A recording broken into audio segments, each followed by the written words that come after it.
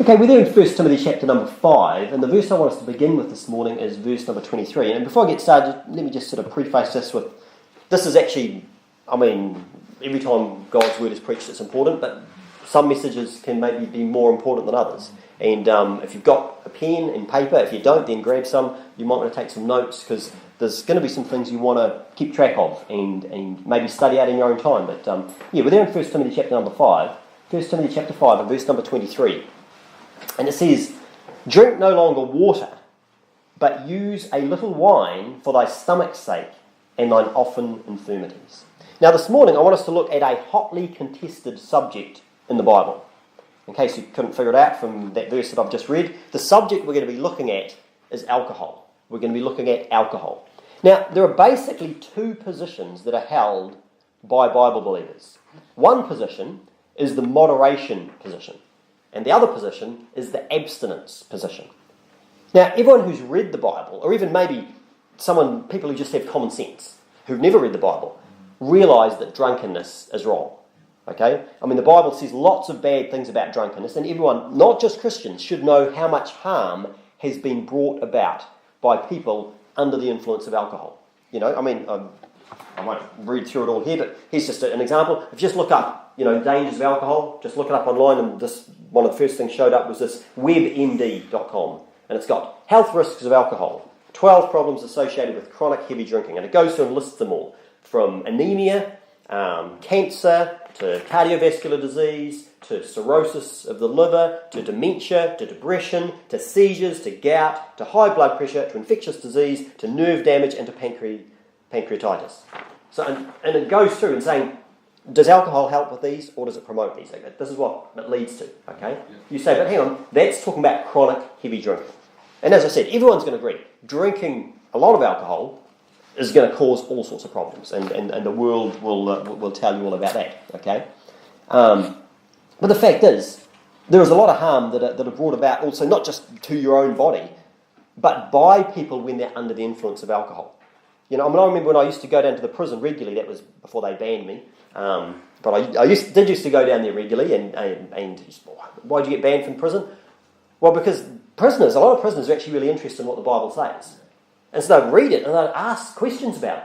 They would ask questions, say, well, the Bible says this, what does that mean? And what I was guilty of was I would tell them what it meant. Yeah. So, for example, they said, well, when the Bible says here, look, let your woman keep silence in the churches, what does that mean? Or, but I suffer not a woman to teach nor use of authority over man, but be in silence. What does it mean? I told them what it meant. Yeah. And of course that didn't fit in well with the other church groups that were going down there, because their idea was we had to have this united front. Everyone would say the same thing. We've all got to say the same thing, and so anywhere we disagree, don't mention that. For example, women in leadership. For example, baptism. Yeah. But of course, I remember we were at this meeting, and a friend of mine, Sammy, who used to go down as well, and he was one that, because they actually wrote up on the whiteboard, so this is just some digression, but it just came to mind, is that there was a guy at the front facilitating with all these various church groups and saying, look, these are subjects we don't want to touch on, because we don't want there to be differences. We want to have a unified front to the prisoners. And so he wrote down these different things, standards of dress, baptism, different bits and pieces, music, role of woman. And so my friend Sam, he said, salvation. Because of course the people there, they differ on salvation. And so what he was really saying was, well, better not mention that, because we disagree. Then what's the point of going down to the prison? But anyway, so I did used to go down there regularly, but they threw me out. Anyway, the thing about that is the majority of men in the prison are there because of a crime that was committed when someone was under the influence of alcohol. Sometimes it was the perpetrator, sometimes it was the victim, and sometimes it was both of them. But the majority of crimes that go on where people alcohol was involved somewhere. Okay? And I've preached before on the evils of alcohol, and that's not what I'm going to do this morning. That's not the purpose of this morning's sermon. This morning, I'm going to examine the case for moderate drinking. And what we're going to do, we're going to look at a lot of scriptures, and we're going to look at all the difficult ones that people use to claim that the Bible doesn't teach abstinence from alcohol.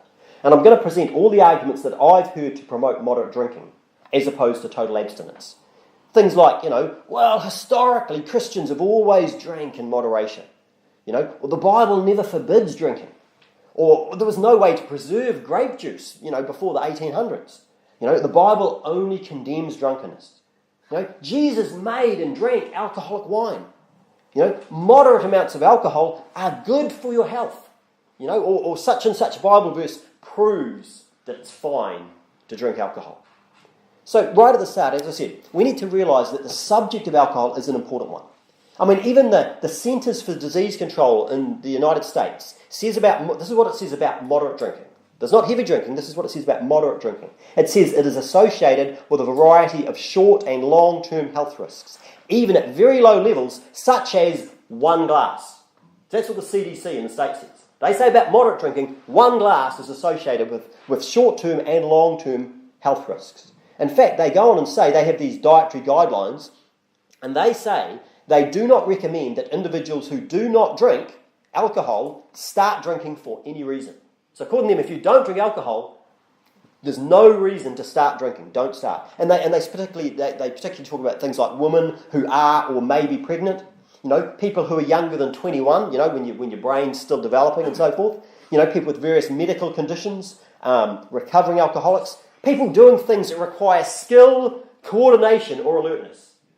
Who would want skill, coordination, or alertness? If you don't want it, then drinking must be important. But if you want those things, then alcohol is not somewhere we should be going down. Now that's just what the world says. But in the Bible, we find the word wine over 200 times. We find strong drink around 20 times. We find drunk, drunken, drunkard over 60 times. Not to mention grapes, vines, vineyards over 100 times. So this is not something that the Bible doesn't touch on. Okay? And when preparing this sermon, I actually listened to a number of sermons from people who were promoting the idea of drinking in moderation, because I wanted to address their arguments. And when I did that, I noticed a common theme coming through. What they often did is they had a handful of verses that they regarded as their killer or their knockdown verses, and that they might refer to like a smoking gun or a nail in the coffin. But one thing that they didn't do was to look at the weight of the evidence.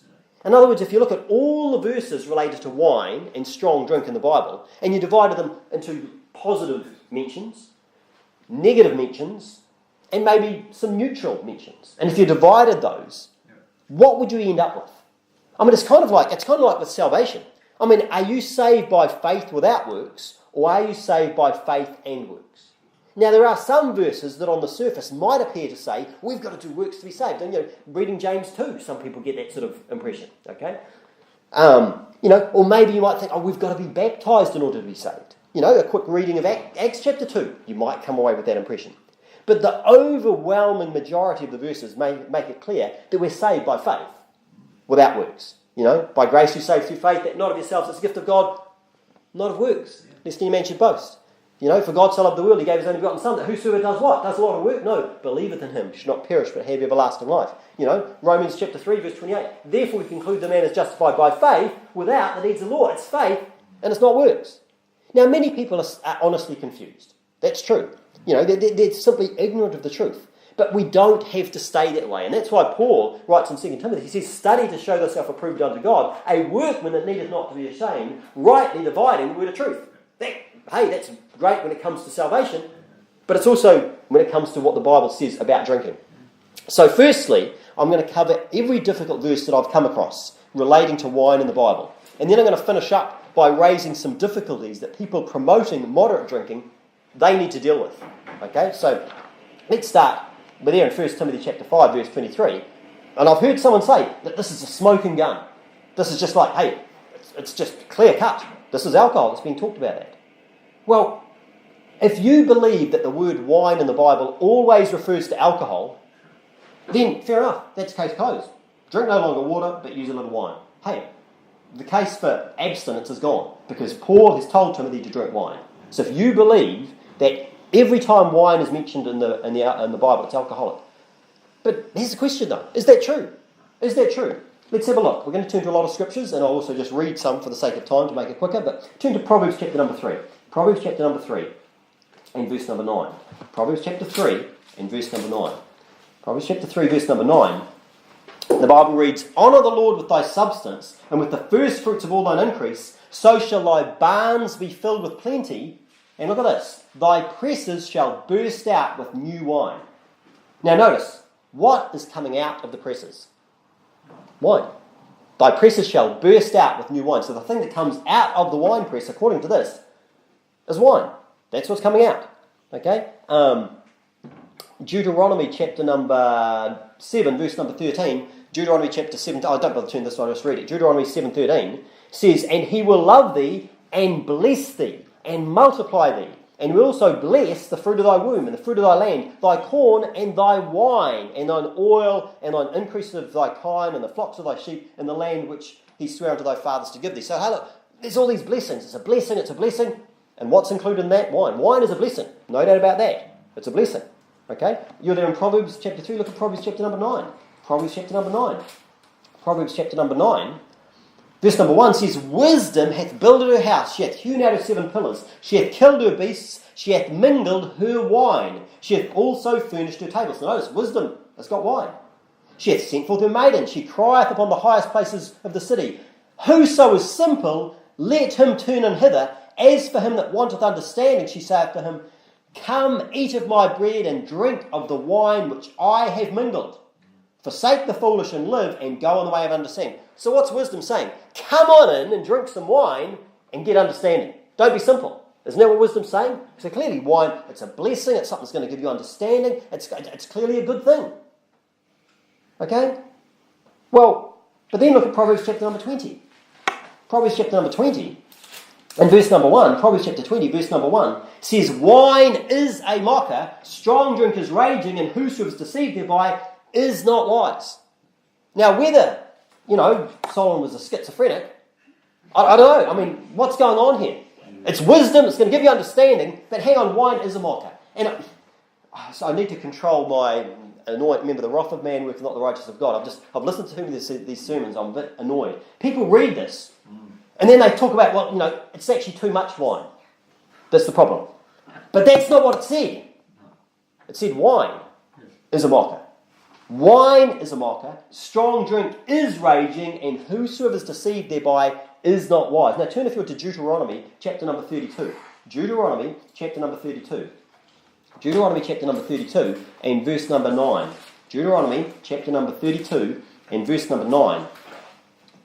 Deuteronomy 32:9. It says, for the Lord's portion is his people. Jacob is the lot of his inheritance. He found him in a desert land, and in the waste howling wilderness. He led him about, he instructed him, he kept him as the apple of his eye.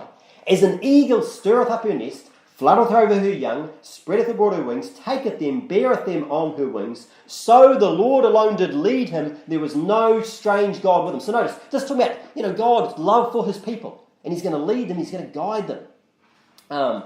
Verse number 13. He made him ride on the high places of the earth, that he might eat the increase of the fields.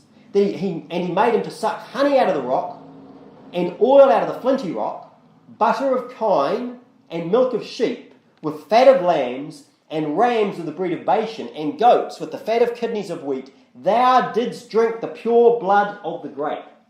Now what's he drinking there? The blood of the grape. That's the thing that comes out when you squeeze a grape. Out comes the juice. That's what he's drinking. Okay? Now, we know that the Bible talks about wine being a blessing from God. Isn't it? It's blessed. It's good for wisdom.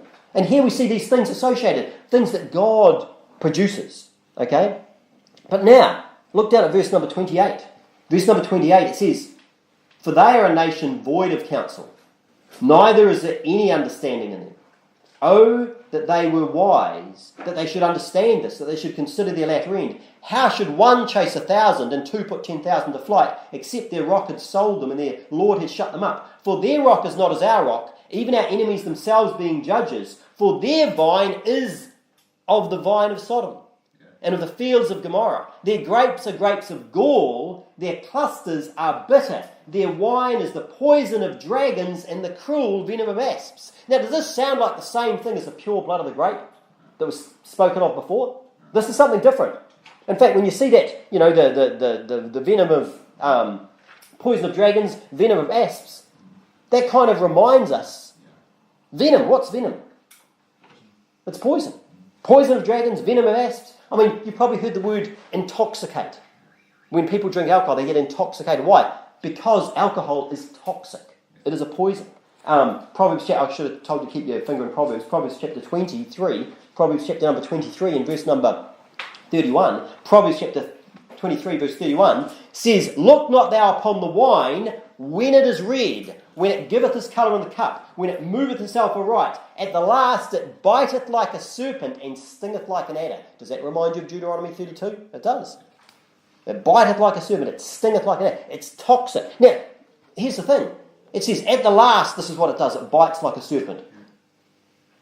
Is it saying that it's going to change into a serpent? Is it saying it's going to become an adder? Or it's going to bite like this? Why? Because that's what it always is. You see, wine is a mocker. Now, turn to Isaiah. Turn to Isaiah, and we're going to look at some scriptures there. Isaiah chapter number 16. Isaiah chapter 16. You see, some people believe that every mention of wine in the Bible is alcohol. But I just don't think that is supported by Scripture. Look at Isaiah chapter 16, verse number 10. Isaiah chapter 16 and verse number 10. Isaiah chapter 16 verse 10 says, "And gladness is taken away, and joy out of the plentiful field, and in the vineyards there shall be no singing, neither shall there be shouting. The treaders shall tread out no wine in their presses. I've made their vintage shouting to cease." Now notice what it's saying here. Wine, where is it? In the presses. Now in this case it's not, it's like it's a negative mention in the sense that, things bad are going to be happening, and so you're not going to be treading out wine. But the implication is that normally, what do? You tread out wine in the wine press. Now look, the thing that comes out of a wine press when you stand on grapes, it's the blood of the grape. That's what comes out. It's juice. That's what comes out. Look at chapter number 27 of Isaiah. Chapter number 27. Chapter number 27 and verse number 2. Chapter number 27 and verse number 2. It says, "In that day sing ye unto her a vineyard of red wine." Now what's a vineyard full of? It's full of vines. And what are the vines got on them? Grapes. And what are the grapes full of? Juice. Well, where's the wine? It's a vineyard full of it. It's a vineyard full of it. Now, maybe it's in your wine cellar, if you're talking about alcoholic wine, but this is the vineyard. The vineyard is full of wine. Look at Isaiah chapter number 65. Isaiah chapter number 65 and verse number 8. Isaiah chapter number 65 and verse number 8. Isaiah 65 verse 8 says, "Thus saith the Lord, as the new wine is found in the cluster, and one saith, Destroy it not, for a blessing is in it, so will I do for my servants' sakes, that I may not destroy them all." So notice, he says, look, there's a blessing in it, but also he says, look, new wine is found in the cluster. Now, I've heard some people say, new wine, that's talking about the juice. No. When you look through the scriptures, new wine can refer to either. Normal wine can refer to either. Okay? But here, it's not, new wine is found in the cluster. It's found in the cluster of grapes. That's where it is. Okay? And it's a blessing. Jeremiah chapter number 40. Jeremiah chapter number 40. Actually, I'll just read a couple of these. Jeremiah chapter 40 verse 12 says, "Even all the Jews returned unto all places whither they were driven, and came today into Judah to Gedaliah unto Mizpah, and gathered," what did they gather? "Wine and summer fruits very much." Well, how do you gather wine? Well, you pick and you squeeze the grapes. In fact, look at this. I'll turn to Genesis chapter number 40. Genesis chapter number 40. Genesis chapter number 40. There's this idea that people didn't, it was all the stuff that people drank in the Bible was alcoholic wine. Well, let's have a look at Genesis chapter number 40 and verse number 9. Genesis chapter 40 and verse number 9. And this is, remember when Joseph was in prison. It says, "And the chief butler told his dream to Joseph, and it was said to him, In my dream, behold, a vine was before me. And in the vine were 3 branches, and it was though it budded, and her blossoms shot forth, and the clusters thereof brought forth ripe clusters. And Pharaoh's cup," remember Pharaoh, that's the king of Egypt. "Pharaoh's cup was in my hand." Why? Because he's the butler. "And I took the grapes, and I pressed them into Pharaoh's cup, and I gave the cup into Pharaoh's hand." So what did he do? He squeezed the grapes, and the juice came out into Pharaoh's cup, and he gives it to him. Why? Because he's the butler. That's what he's doing. What's this? Is this non-alcoholic? Obviously it is. You might remember that Nehemiah was the king's cupbearer. He had a similar sort of position here. And what did he do? It says the same thing, but it says he took up the wine and gave it unto the king. Okay? It's the same thing. Look at Jeremiah chapter number 48. Jeremiah chapter 48 verse number 3 says, "And joy and gladness is taken from the plentiful field and from the land of Moab, and I have caused wine to fail from the wine presses. None shall tread with shouting, their shouting shall be no shouting." Notice, what comes out of the wine presses? Wine. That's what comes out. The wine is what comes out. Joel chapter 2 verse number 19. Joel chapter 2 verse number 19 says, Yea, the Lord will answer and say unto his people, Behold, I will send you corn and wine and oil, and ye shall be satisfied therewith. And I will no more make you a reproach among the heathen. Now notice it says, God's going to do what? He's going to send corn. He's going to send wine, and he's going to send oil. How does God send these things? Well, obviously, he makes them grow. He makes the olives grow, and there you go. What do? You crush the olives, out comes the oil. He makes the grapes to grow. What do? You crush the grapes, out comes the wine. He makes everything else to grow. God's the one who gives us his bountiful seasons. He gives us fruitful seasons. He makes these things. I mean, it's kind of like you can compare. What if you've been to the supermarket, and you can compare? Think about comparing the processed food to the natural whole food. I mean, doesn't everyone with a clue knows that the food that's good for you is the stuff that it's around the outside. It's the fruit, it's the vegetables, it's the meat, it's those. It's normal food. Yes. But when you go into the middle and you get all the stuff that's in the crinkly packets, and when you read the ingredients and you've got like hundreds of different things and you could never make this. It's like it's made in some laboratory. It's things. It's not whole food. It's not real food. It's man-made food. Yeah. Well, guess what? When you squeeze the olive and get the oil out, that's natural. That's the olive oil. It's good for you. Yes. You squeeze the grapes, the stuff that comes out. That stuff is good for you. But you take it away and process it. Yes. Some man-made process, which is exactly what needs to happen to produce alcohol. Guess what? It's not good for you anymore. No. It's not something that God gave. God, you did that. God didn't make the food in the middle aisles of the supermarket. The stuff on the outside, give God credit for that, absolutely. It's pretty obvious. Now, here's the thing. Have I proved that wine in the Bible refers to both fermented and non-fermented beverage? Have I proved that? I mean, to be honest, I haven't. But what I've done is I've shown it's a perfectly reasonable conclusion to come to. Makes perfect sense. Now, when someone says that all wine in the Bible is alcoholic, they need to give some evidence to support that claim. And I've listened to a whole pack of sermons, and it's like, where is it? It's not there. It's just they just state it. It's all alcohol. That's what it is.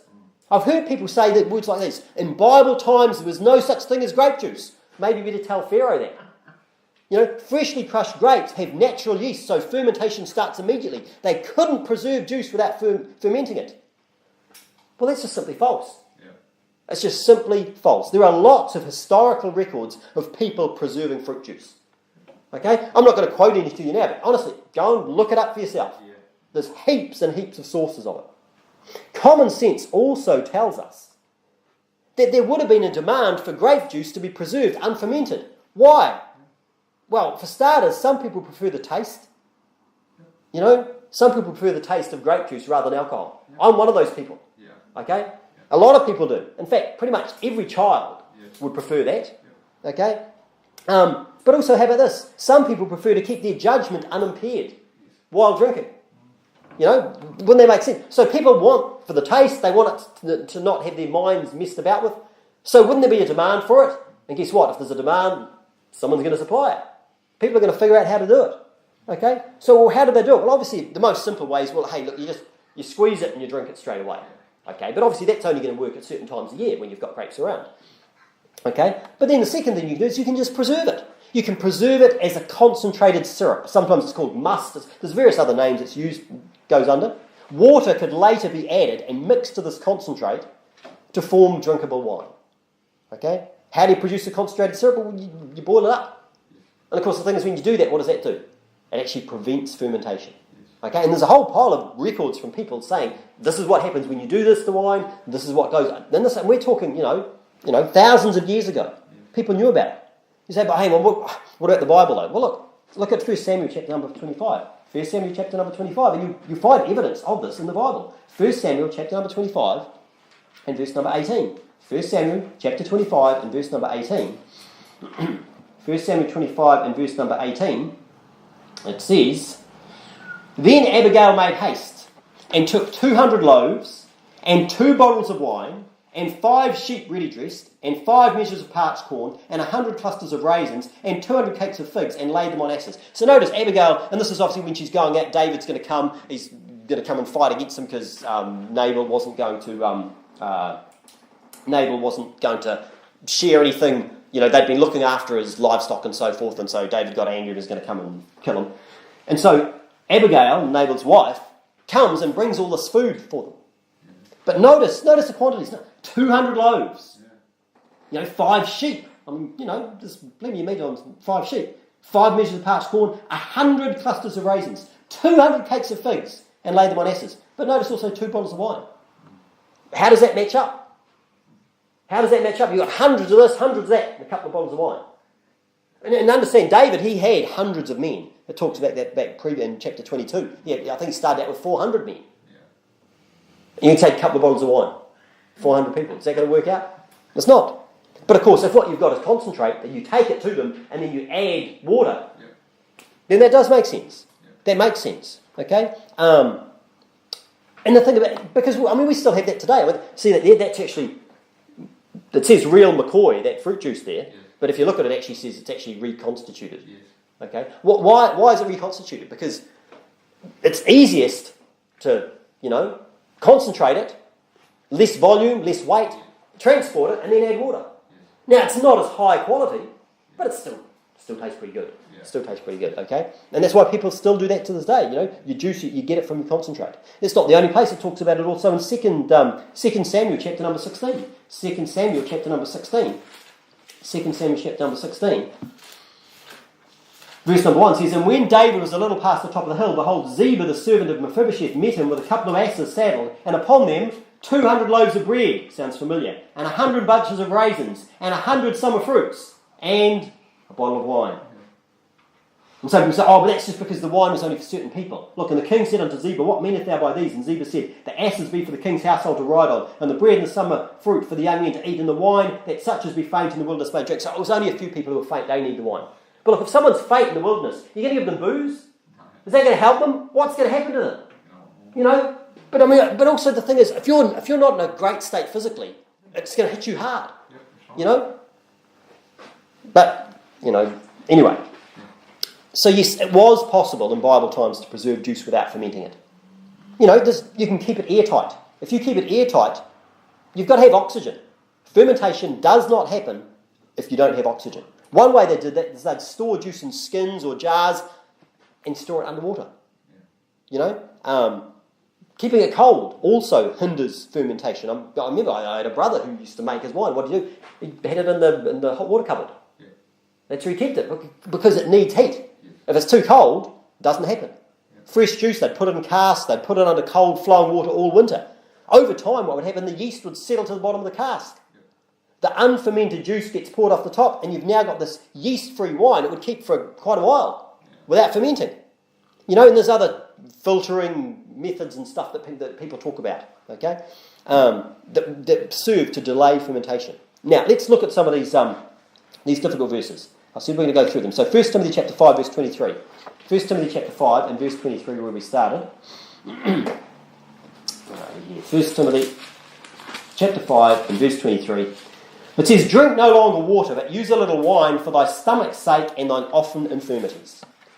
Now, I saw a guy who said, look, it's very clear this is alcohol. This is what he said. It's clear it's alcohol. He said, some people think orange juice can help with the stomach flu, but there's not scientific evidence of that. However, organic red wine causes about 7 different gut bacteria to form. It's a great probiotic that will help with digestion. Now, on the video that I watched, he actually showed the website where he got this information from. And I went and looked at the article there. It was on WebMD. But it's interesting. On the thing that he showed me, it was actually there on the screen where it said, since the study results showed that Merlot and low alcohol red wine had similar positive effects. So you've got this presumably full strength wine and also this low alcohol wine. They had similar positive effects on intestinal bacteria. The researchers suspect that it's not due to the alcohol, but rather it's the polyphenol compounds found in the wine. So it's the stuff in the wine that's not the alcohol. That's what's doing the good. But then the guy on the video goes, but this is only produced, these good things are only produced when fermentation happens. Well, that's bizarre, because if you read further down the article, it actually says polyphenols are helpful plant-based compounds found in a variety of foods and beverages. Besides red grapes, so you find them in grapes, You find them in many other fruits and vegetables. They're rich sources of polyphenols, as are coffee, tea, chocolate, and some nuts. Guess what? It's got nothing to do with fermentation. It's got nothing to do with the alcohol. The benefits aren't provided by it. Okay? Let's look at some Old Testament verses which make people think that drinking alcohol is fine. Leviticus chapter, I'll read through some of them.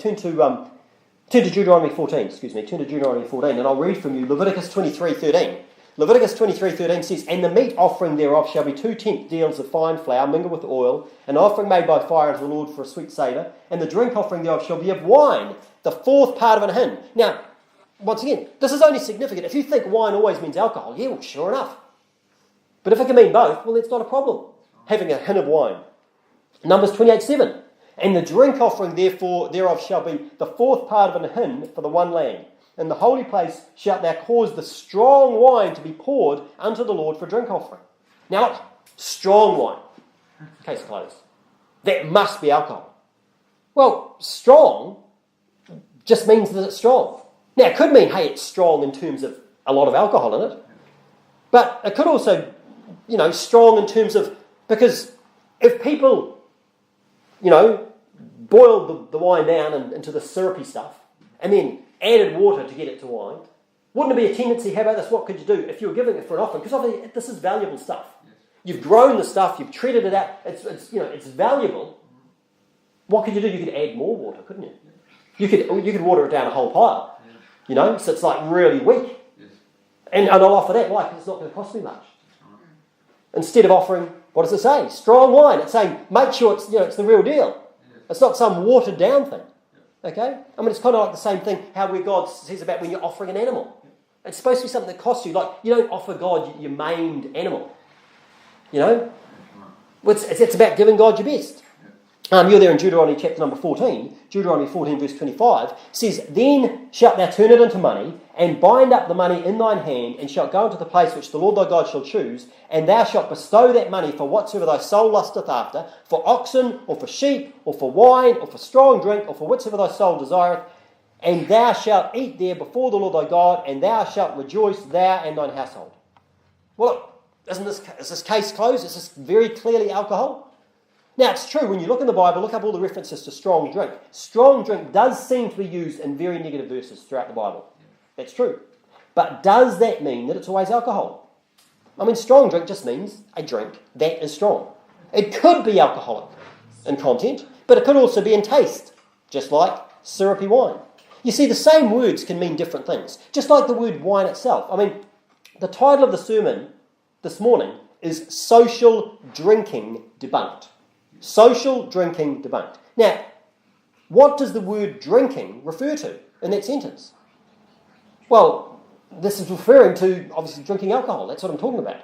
But does the word drinking by itself refer to alcohol? No. I mean, if I asked my 4-year-old, if I asked her, say, has she had anything to drink before bedtime? What do you think I'm talking about? I'm saying, has she had a drink, with her dinner? Has she had a drink of water or whatever? That's what I'm saying. Why? Because so that she doesn't, wake up in the night thirsty, or so she hasn't drunk too much and, need to get up to go to the toilet. But what about if a policeman stops my car and asks me exactly the same question? Have you had anything to drink? What's he talking about? Is it the same thing? No. But he used the same words. Turn to Leviticus chapter number 10. Leviticus chapter number 10 and verse number 9. Leviticus chapter number 10 and verse number 9. You see, it's the context that shows you what's being talked about. The context will reveal whether this is talking about alcohol, whether this is talking about something that's clearly not alcoholic, something that's a blessing, something that's good for you. Leviticus chapter 10 and verse number 9. Well, verse number 8, it says, "And the Lord spake unto Aaron, saying, Do not drink wine, nor strong drink, thou nor thy sons with thee, when you go into the tabernacle of the congregation, lest ye die. It shall be a statute forever throughout your generations. Why? That ye may put difference between holy and unholy, and between unclean and clean, that ye may teach the children of Israel all the statutes which the Lord hath spoken unto them by the hand of Moses." You say, look, don't drink wine or strong drink. Now, I'm sure he's talking about alcohol. Wine and strong drink, that's what he's talking about. Why? Because of the context. First he says, don't do it forever. And he says, look, why? So you can put a difference between clean, unclean, holy, unholy. You can teach people. Why? Because if you don't heed this warning, apart from the fact that God might kill you, he's saying, look, you're not going to know the difference. Well, what does alcohol do? Everyone knows what does alcohol do. It impairs your judgment. That's why learner drivers, how much alcohol are they allowed? Is it not even a thimbleful? Nothing. Okay? We can tell from the context. It's wine and it's strong drink, and in this case it's alcohol. Look at Proverbs chapter number 31. Proverbs chapter number 31 and verse number 4. Proverbs chapter 31 and verse number 4. Proverbs chapter 31 verse number 4 says, "It is not for kings, O Lemuel, it is not for kings to drink wine, nor for princes strong drink, lest they drink and forget the law and pervert the judgment of any of the afflicted." Clearly, this is talking about alcohol again, isn't it? It must be. It's wine and it's strong drink, and it's going to cause them to forget. It's going to cause them to pervert judgment. But, keep reading, look at verse 6. "Give strong drink unto him that is ready to perish, and wine unto those that be of heavy hearts." Now, unless you just twist the scripture, you obviously realise the wine and the strong drink in the previous verses is the same one that's in verse number 6. You can't say, oh, well, we're talking about alcohol here, and then it's not alcoholic in verse 6. That doesn't work. Okay, so that's what this verse, it causes a difficulty for some people. But look, this doesn't prove that it's okay to drink wine and strong drink. What it's saying, just on the surface, this verse says, look, give alcohol to certain people, those that are ready to perish and those that have heavy hearts. Now what you need to realise is what this is actually being sarcastic. This is not a literal command. Because look, if it's a literal command, then why don't these moderate drinkers drink, why don't they obey it? If they believe this is really what it's saying, then when someone's ready to perish, when someone's got a heavy heart, when someone's depressed, what should you do? Give them alcohol. Well, come on then. Get your hand in your pocket, go to the liquor store, buy them some alcohol, and give them some. Do they? Who does that? Now, there is a few people. Now, the people I'm really talking about are people who are honestly, they're deceived, they're right on the gospel and so forth. There are people out there that have beer nights in their church. I saw some guy, a video, some guy, Jeff Durbin, some Calvinist retard. And he's out there praying. He was literally standing in front of the Guinness Brewery in Ireland, praising it. I'll tell Dave about that when he's here tonight. He was praising it, saying, this is a blessing from God, the Guinness Brewery. How many wives have been smashed in the face by their drunken husband in Ireland? Sorry, back on track. Just frustrates me. But that's what it says to do. It says give it. It says give it to people. Where are we here? Over the page. You say, you're claiming it's being sarcastic. That's what I'm claiming, it's being sarcastic. What's the evidence for that? How about Jeremiah 25:27? Jeremiah 25:27. "Therefore thou shalt say unto them, thus saith the Lord of hosts, the God of Israel, drink ye, and be drunken, and spew, and fall, and rise no more, because of the sword which I will send among you." What's God saying? Drink, get drunk, and vomit. Sounds like alcohol there. Do you think God is God commanding people to get drunk and vomit? Because hang on a second, Mr. Moderate. Isn't getting drunk a sin? Isn't it? Yes, it is. That's what you say. Well, I agree it is. But so is God really commanding? No. It's like he's being ironic. He's being sarcastic. Turn to Isaiah chapter number 25. Isaiah chapter number 25. This is another one of these big smoking guns. Isaiah chapter 25, verse number 6. Isaiah 25, here we go, case closed. Isaiah 25 and verse number 6. Isaiah chapter 25 and verse number 6. "And in this mountain shall the Lord of hosts make unto all people a feast of fat things, a feast of wines on the lees, of fat things full of marrow, of wines on the lees well refined." And this is talking about God having this feast. And what's it? Wines on the lees. They say wines on the lees. Now, supposedly the word lees proves this is an alcoholic wine, because that's the stuff that settles down when you're going through the fermentation process. That's what they say. Well, maybe they should look at dictionary.com. According to dictionary.com, lees means the insoluble matter that settles from a liquid, especially from wine, sediment, dregs. Guess what it is? Whether it's alcoholic or not, the stuff that settles down. Because when you're squeezing the stuff, that's the whole... this is not difficult to understand. It's not difficult to understand. It says in Jeremiah 48 verse 11, it says, Moab hath been at ease from its youth. He hath settled on his lees. And when it's talking about there, because the lees is like when he says he's settled on his lees, he's saying it's like he's sitting down. Settled on his lees, that's what it's talking about. It's at the bottom. But then it says, settled on his lees, and hath not been emptied from vessel to vessel. Neither hath he gone into captivity, therefore his taste remained in him, and his scent is not changed. Because what happens if you leave it? It's going to settle to the bottom. But if you're pouring it from vessel to vessel, what's going to happen? It's not going to settle. It's still going to be floating around in it. This is not difficult to understand for people that want to understand it. 1 Timothy chapter number 3. 1 Timothy chapter number 3. Let's go to the verses. 1 Timothy chapter number 3. Oh, here's another killer verse. 1 Timothy chapter number 3. 1 Timothy chapter number 3 and verse number 3. 1 Timothy chapter 3 and verse 3. And this is the qualifications for someone to be a bishop, an elder, a pastor. 1 Timothy 3:3 says, not given to wine, no striker, not greedy or filthy lucre, but patient, not a brawler, not covetous. Not given to wine. And you see, what you have to do is you tie this in with verse number 8. Because that says not given to wine. Is this talking about alcohol? I actually don't think it is. Because verse number 8 says, likewise must the deacons be grave, not double-tongued, not given to much wine, not greedy or filthy lucre. So clearly, this wine, deacons are allowed some, aren't they? Because it says not given to much wine. Okay? In fact, you see the same thing in Titus chapter number 2. Titus chapter number 2 and verse 3. The aged women likewise, that they be in behaviour as becometh holiness, not false accusers, not given to much wine, teachers of good things. Now I believe all of these things, which says not given to wine, not given to much wine, it's saying the same thing. It's saying the same thing. Just like when the psalmist talks about, I shall not be moved, I shall not be greatly moved. Okay? It's the same thing in all of these cases. And what I believe this is referring to is this is referring to non-alcoholic wine. You say, come on, how can that be? How can that be? Are you trying to tell me there's a problem with drinking too much grape juice?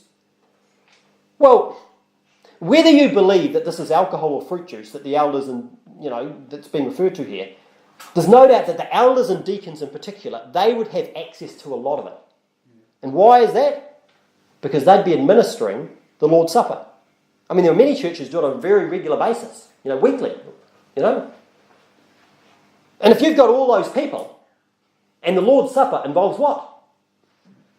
Wine of some description. So, the thing about it is that wine, we need to understand, wine is a luxury, especially back in these days. You've got to have a vineyard where you can get the grapes and you've got to squeeze them and, it's not poor people weren't drinking a lot of, like now you can go to the supermarket and buy a bottle of, cheap Plonk for $5. You couldn't do that back then. It's a luxury. Whether you're talking about just juice or whether you're talking about alcohol. Very labour intensive. And it's, that's not the sort of life a Christian should be living. But not only that, especially someone who's supposed to be an example for others, and that's what pastors are supposed to be. But not only that, tell me that you don't know pastors, deacons, and their wives who aren't very overweight. Tell me you don't know that. Is that a common thing for pastors to have a big fat belly?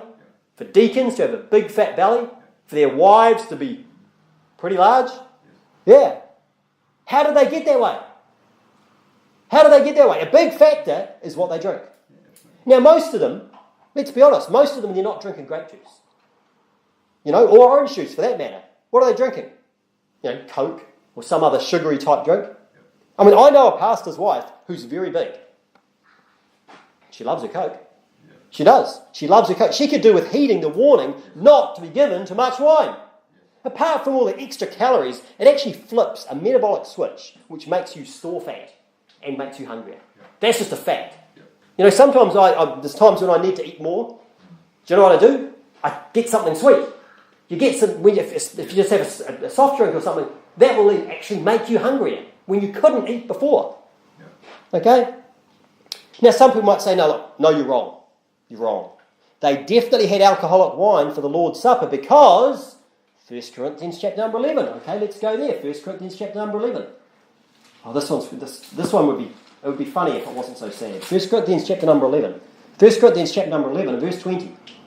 It says, when ye come together, therefore into one place, this is not to eat the Lord's Supper. For in eating, everyone taketh before other his own supper. One is hungry and another is drunken. What? Have you not houses to eat and to drink in? Or despise ye the church of God and shame them that have not? What shall I say to you? Shall I praise you in this? I praise you not. For I have received of the Lord that which I also delivered unto you, that the Lord Jesus, the same night in which he was betrayed, took bread. And when he had given thanks, he brake it and said, Take, eat, this is my body, which is broken for you. This do in remembrance of me. And after the same manner also he took the cup, when he had supped, saying, This cup is the New Testament in my blood. This do ye as oft as ye drink it in remembrance of me. For as often as ye eat this bread and drink this cup, ye do show the Lord's death till he come. Wherefore, whosoever shall eat this bread and drink this cup of the Lord unworthily shall be guilty of the body and blood of the Lord. So, this is the Lord's Supper that's being referred to here. Jesus said, do it in remembrance of me. It's interesting that it actually doesn't even use the word wine here. And when you look back at what Jesus talked about, it was only the cup.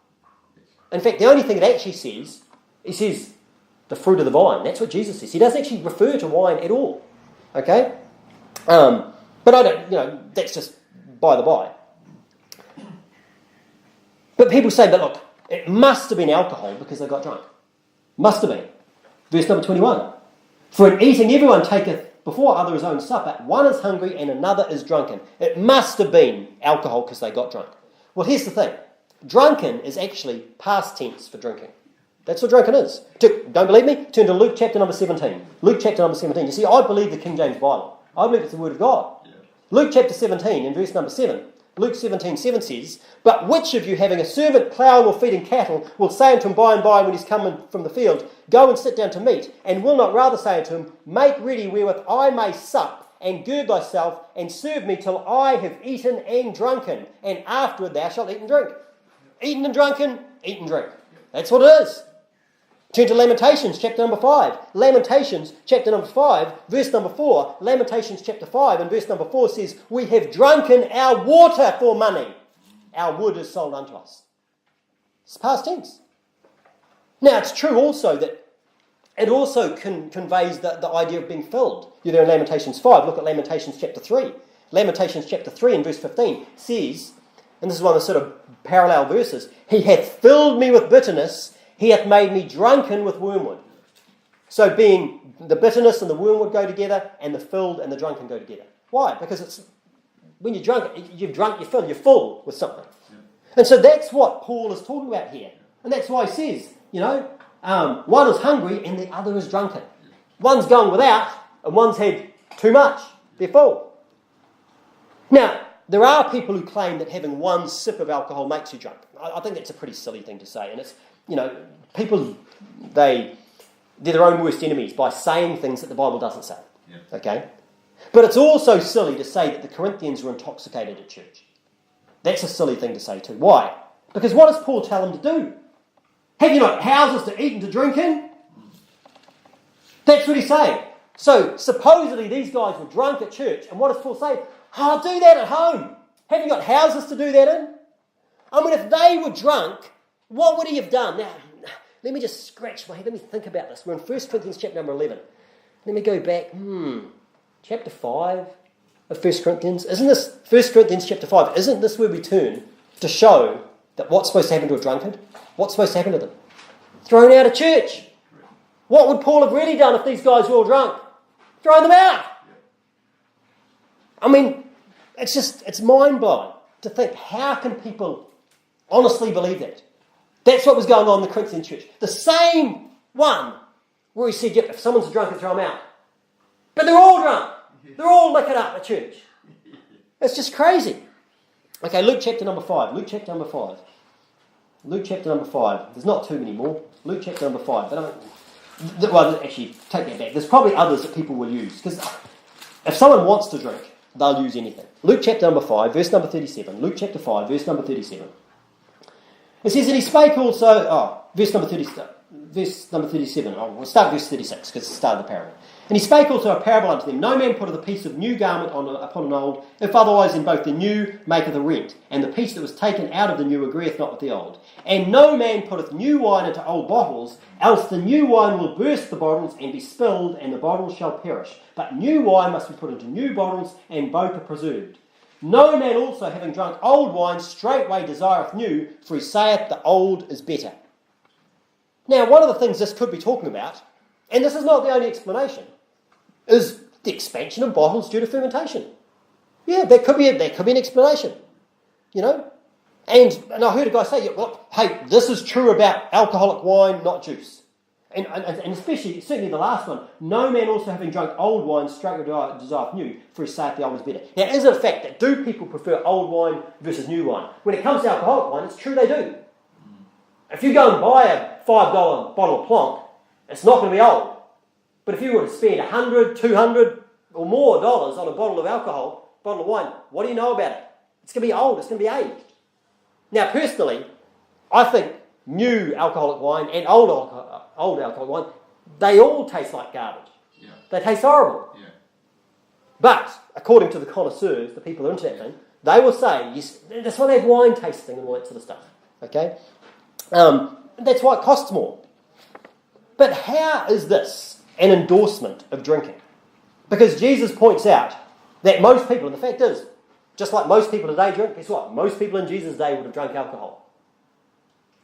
But just because he points out people prefer the old versus the new, how does that prove that he's endorsing alcohol? I mean, God gave laws to say if you had multiple wives, you had to treat them fairly. Was that endorsing multiple wives? You know, let's go and get some more.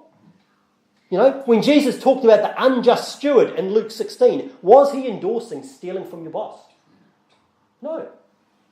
Or was he just using something that happened to illustrate a point? You know, when he talked about usury in a parable, was he endorsing charging usury? No.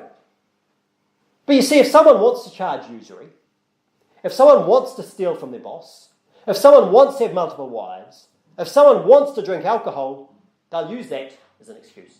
Because that's what they want.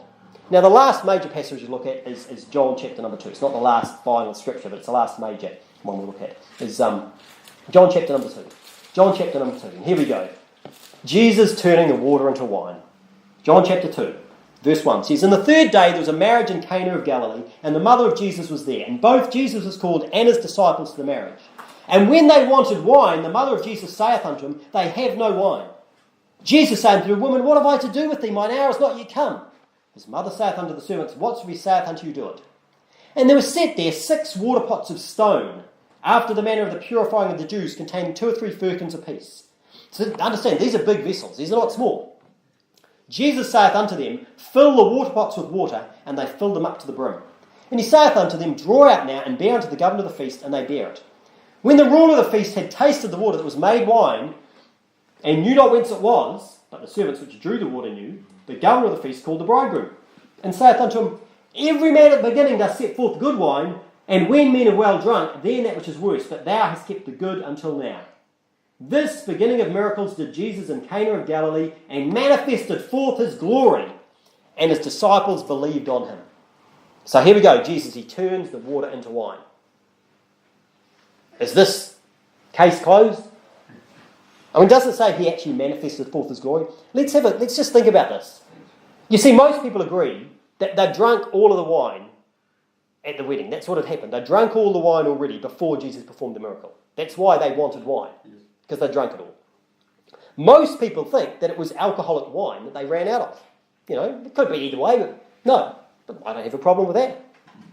The issue is, did Jesus make alcoholic or non-alcoholic wine?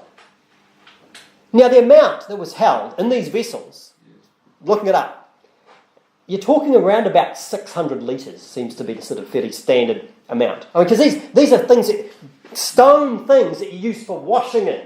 Yes. And there's half a dozen of them. Okay?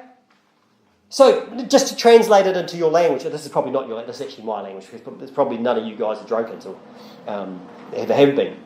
And that's good. If this was beer, you're talking about 12 kegs. 12 kegs. Now, have you ever seen a keg of beer? It's like a barrel of beer. It sort of sits about this high. You put the thing on the top. It contains 50 litres. Okay, you go to the bottle store, it'll cost you about $250 for one keg of beer. That's a cheap beer. It could cost you more than that. Okay? But understand, this is not beer that is being made. This is wine, which is like generally 2.5 times more alcoholic, give or take. So this is suggesting that what Jesus did was basically made 12 kegs of wine. Now I remember back before I was saved, I remember, having a party. And we had 2 kegs. 2 kegs of beer, not wine, 2 kegs of beer. And what happened? Everyone was legless. People were vomiting everywhere. It's a standard student party. It was a disgusting, disgraceful mess, is what it was. Well, guess what? People are suggesting that was 2 kegs of beer, not 2 kegs of wine. I should have done the maths. But look, we're talking 12. Imagine 12 kegs, and then times that by 2, 24. That's 30. It's like 30 kegs of beer. That's what suggesting. Jesus, can you help us out of the wedding? Sure. Here's 30 kegs of beer. Is that are we really suggesting that that's what Jesus did? To people who'd already drunk a wedding dry, and Jesus sows 30 kegs. I mean, it just boggles the mind. And what's the excuse? Oh, well, because, look, it must have been because it was good wine. That's what they say. Look, because look, it says that when men have well drunk, then that which is worse, but thou hast kept the good wine till now. And people say, look, the good wine proves it was alcohol. Okay, well, let's do a little wee demonstration here. Amelia, come up here, please. Come up here. And I won't get you to speak, because women are supposed to be silent in church. Now, here we have, this is a bottle with alcohol. Okay, well, it's just found in the gutter. And how difficult was it to find this? People just went out and found it. Yeah. Okay, and they found multiple on a Sunday morning. It's quite easy to find empty, or mostly empty, bottles of alcohol. Now, if I'd asked you to go out and find an empty bottle of grape juice, do you think you would have been able to find it? If you got lucky. If you got lucky. Okay, so here we have, this is grape juice, non-alcoholic grape juice. Yep. Have a smell. Smell alright? Okay, have a smell of that. What does that smell like? Now, is this the good stuff? Does that make you want to be sick? Yeah. Okay. I won't let you see if to take a drop of that, but there you go. Okay, have a taste. Is that nice? Mm-hmm. There you go. Okay. Shh, you're not supposed to speak. Okay, go and sit down. You can take it with you. Take it with you, man. That's fine. Okay, so here's the thing. Which one was good and which one wasn't good?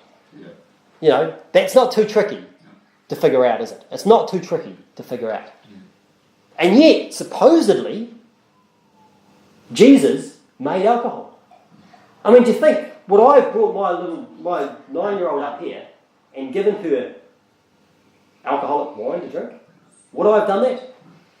I mean, Jesus actually talked about that, I think, didn't he, in Matthew? He talked about giving a cup of water to drink versus these little ones that believe in me.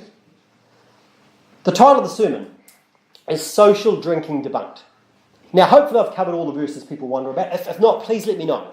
Okay, please let me know, and I'm happy to address any questions that you have. I'll mention a few more just in closing. Luke chapter 7 verse 34 says, "The Son of Man has come, eating and drinking, and you say, behold, a gluttonous man and a winebibber, a friend of publicans and sinners." Now people say, look, they wouldn't call Jesus a winebibber unless they'd seen him drink actual wine. Really? People wouldn't tell lies about Jesus? No?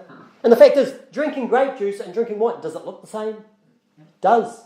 I deliberately do it differently. That's why I would prefer to get in a plastic carton like this. Because it's really obvious. Yeah. Whereas if you go to one of the bottles, not that it's not a sin, there's nothing, but that's just what I prefer to do. Yeah. So, I mean, honestly, no, they would never call him a winebibber unless he drunk real wine. Sure, convince yourself of that if you want to. 1 Corinthians 6:12 says, "All things are lawful unto me, but all things are not expedient. All things are lawful for me, but I will not be brought under the power of any." So, there we go, everything's lawful. Everything's lawful. You know, or Matthew 15:11, not that which goeth into the mouth defileth a man, but that which cometh out of the mouth, this defileth a man. So therefore, anything's fine. Okay, so smoking's fine. You know, methamphetamine's fine. You know, cocaine is fine. Marijuana is fine. I mean, you name it. Any sort of drug you want, it's all fine. Everything's lawful for me. You know, not what goes in the mouth defiles a man. Crazy. It's crazy. I saw someone said Psalm 104 verse 15 says, talked about, and wine that maketh glad the heart of man, and oil to make his face to shine, and bread which strengtheneth man's heart. So they say, look, only alcohol will make your heart glad. That's what they said. Only alcohol will make your heart glad. Okay. I mean, Zechariah chapter 9 verse 17 says, oh, how great is his goodness, and how great is his beauty. Corn shall make the young men cheerful, and new wine the maids. So, if new wine is making the maids cheerful, guess what? The corn's doing it to the young men. Oh, I know what it is. Yeah, because we're going to distill it and turn it into whiskey or something like that. I mean, if you want to think that. Now look, I don't claim that I've necessarily got the right interpretation for every verse we've looked at. But I think it's clear that the moderate drinking position has got very, very shaky foundations. Very shaky foundations. And the thing is, look, preachers who promote moderate drinking, they're inconsistent. I mean, many of them, and the things I listen to, many make a point of saying they don't drink alcohol. They point that out. They say, look, I don't actually drink alcohol. Good, but my question is, why not? I mean, if you really believe that it's a blessing from God, why are you refusing his blessing? Why are you refusing? Oh no, I mean, there's verse after verse after verse says it's a blessing. I don't refuse God's blessing. It's nice, it's good. Now, don't overindulge. Don't have too much of it. But it's a blessing from God. Some people say, well, look, no, because I don't want to cause others to stumble. You know, I want to have a good testimony. Well, that sounds reasonable, I guess, but, well, what are you going to do with the Lord's Supper then? What are you going to do with the Lord's Supper? You know, what's it going to be? Is it going to be alcoholic wine, or is it going to be the pure fruit of the vine? See, for me, the choice is easy. It's a simple choice. But what about you? What about you? If you think, yeah, a little bit of wine, a little bit of alcohol, it's okay, then what are you going to do? You know, if all wine in the Bible is alcohol, that's the path you're going down. You know, Jesus made and drank alcohol, didn't he? Isn't that what you think? You better have it at the Lord's Supper. Well, how are you going to do that without causing your brother to stumble? How are you going to do that? Maybe we'll have just a special thing. Okay, for old Jim, the recovered alcoholic, he has a different cup that he drinks from, and this has just got the non-alcoholic stuff in. Is that what you're going to do? While everyone else is having a sip of alcohol. Well, maybe he could just do the same. He could just go down to the pub and do the same thing, couldn't he? He could just go down there and he could just drink non-alcoholic stuff. Is that going to work out? You know? Do you know someone? We talked about this before. Do you know someone who's ready to perish? They're down, they're depressed, they're heavy-hearted. Why don't you give them some booze? If that's what you think it means. Because really, deep down, you know it's going to make things worse. You know it's going to make things worse. Luke 9:56 says, for the Son of Man has not come to destroy men's lives, but to save them. That's what Jesus came to do, not to destroy lives. What about alcohol? What does that do to people's lives? It destroys them. It destroys them. You see, it's important that we base our beliefs on the Bible, not on some history book. I mean, the people that think all the wine that people drank was alcohol, you know, the people that say that this is what was going on with Timothy. This is what was going on with Timothy. You know, take a little wine for thy stomach's sake and often infirmities. What does the verse actually say? 1 Timothy 5:23 says, drink no longer water, but use a little wine for thy stomach's sake and on often infirmities. Is he really saying don't drink any more water at all? Because haven't you heard that idea? Back in those days, the water was all bad. Isn't that what you've heard? That's why they had to drink wine, because the water's bad and you get sick from drinking bad water. Well, I don't know about you, but I mean, when you look in the Bible, how many hundreds of times does the Bible talk about drinking water and talk about wells? You know? Now, can water ever be bad? Yeah, sure. When you've got a whole pile of people and bad, unsanitary conditions, water can be, yeah, definitely. But generally speaking, water falls out of the sky. And it runs in rivers and in pools. And it's actually fine to drink. It's actually fine to drink. And even if you're somewhere where you don't have rivers and stuff, then you dig a hole and you go down and down and down and eventually you get a well. And that's what the Bible talks about over and over again. How many times does the Bible talk about a well of water? Okay? And not only this, if you're going to say, well, drink no longer water. Because if the water's made him sick, don't drink water. What he's really saying, what he's really referring to, he's saying actually don't drink only water. Is what he's really saying. Don't drink only water, but have a little wine. It's actually good for you. There are good things. There was other things I didn't sort of mention. What about, people talk about, the drink. Yeah, turn to Proverbs 23. We'll finish up. Proverbs chapter number 23. Proverbs chapter number 23. People talk about the drink offerings. Remember those drink offerings? One of the things about the drink offerings is that the drink offerings, the Bible talks about them being poured out. It talks about them being poured out. People say, but you couldn't pour them out because some people say, using Proverbs 23, that it's a sin to look at wine. It's a sin talking about alcohol, that it's a sin even to look at it. Because obviously Proverbs chapter 23, verse number 31 says, look not thou upon the wine, when it's red, when it giveth its colour in the cup, and it moveth itself aright. They say, don't even look at it. Now, so you'd be sinning if you pour it, if it was fermented and you poured it out, that would be sinning. But I don't think it would. If I wanted to offer it to God, I think that would be a stupid thing to do. But if I wanted to spend my money and buy some hundreds and hundreds of dollar bottle of wine, alcoholic wine, and pour it out, I don't think there would be a problem. I don't think I've sinned by doing that. Okay? When Proverbs 23 talks about not looking on the wine, it's talking about when it's in the cup. And it's specifically because why? Because when it's in the cup, what are you about to do? You're about to drink it. And it's saying not to be drinking it. That's what you shouldn't be doing. You shouldn't be drinking wine. Okay? It's not a problem. You go down the aisle at the grocery store, and if you walk past all that stuff, you haven't sinned by doing that. And some people use it, but what about these, these fermented drinks? People have these other fermented drinks, like kombucha or whatever it's called, whatever these things are, there's some sort of drinks or other. And it's like, well, the thing about alcohol, the drinks that you shouldn't have anything to do with are drinks that will get you drunk. That's the purpose of them.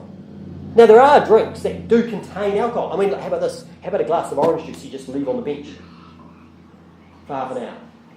There'll be trace amounts of alcohol there.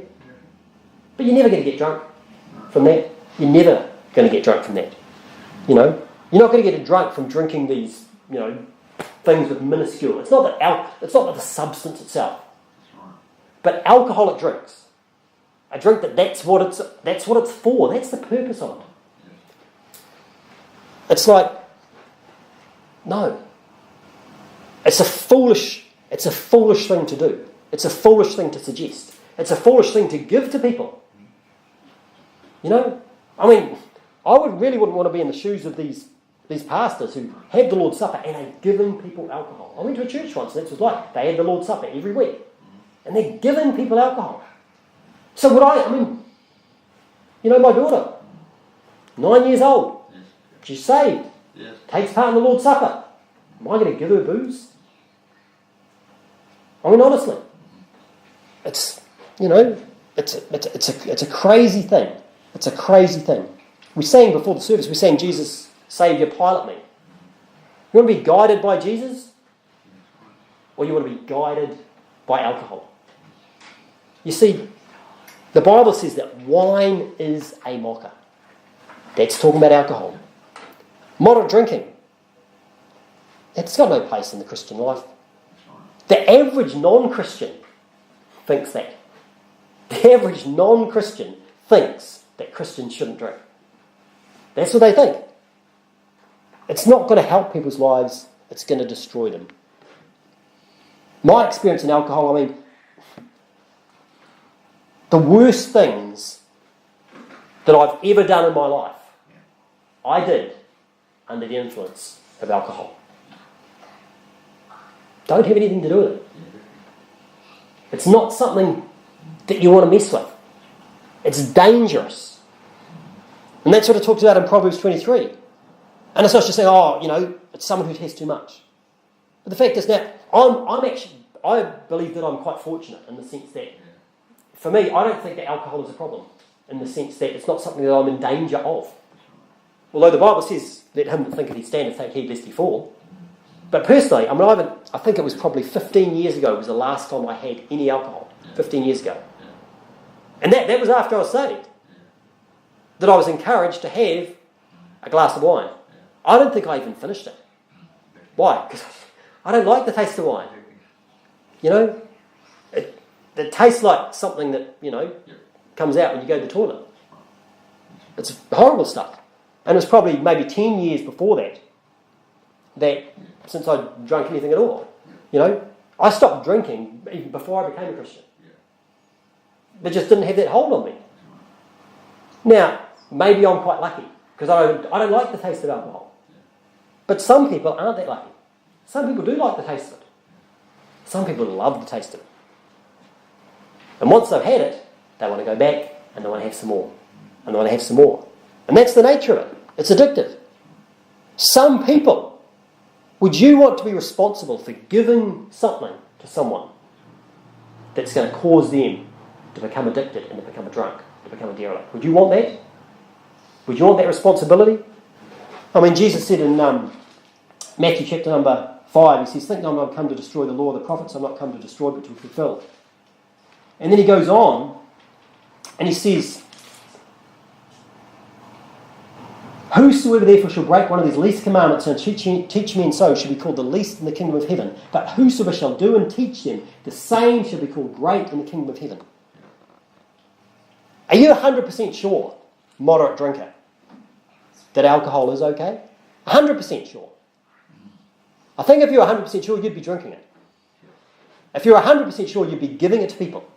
If you're 100% sure. Maybe you're right, and maybe my interpretation of the Bible is all wrong. But maybe my interpretation is right, and yours is wrong. What's the problem? If I don't give people alcohol, have I really cost them anything? God's blessing? Is God's blessing really in the grog? But what happens if you're wrong? If you're leading people down a path by example and by actually giving it to them. Habakkuk says, woe unto him that giveth his neighbour drink, putteth his bottle to his lips. Okay, and that's a particular sort of perversion that's talked about there. But hey, that context is anywhere. You're responsible for giving alcohol to someone. Let's pray. Gracious Lord, I thank you for your word, and Lord, I just pray that you would help anyone that's listening, that's heard today, that has an issue with any of these things. Lord, please help them to seek wisdom, to study, to show themselves approved unto you, to rightly divide the word of truth. That the pure blood of grapes and fermented alcohol that makes people see, utter perverse things, their hearts say perverse things, behold strange woman, cause all the violence and mayhem that we see around the world, that unsaved people recognise as being a bad thing, and to suggest that that's a blessing from you. We just need a little bit of self-control. Just have a little bit. Just have a little bit. Lord, thank you that your word gives us so much clarity for those that have a heart for it. Help us always to seek the truth, and help us not to lead people astray. We thank you and praise you and love you. In Jesus' precious name, amen.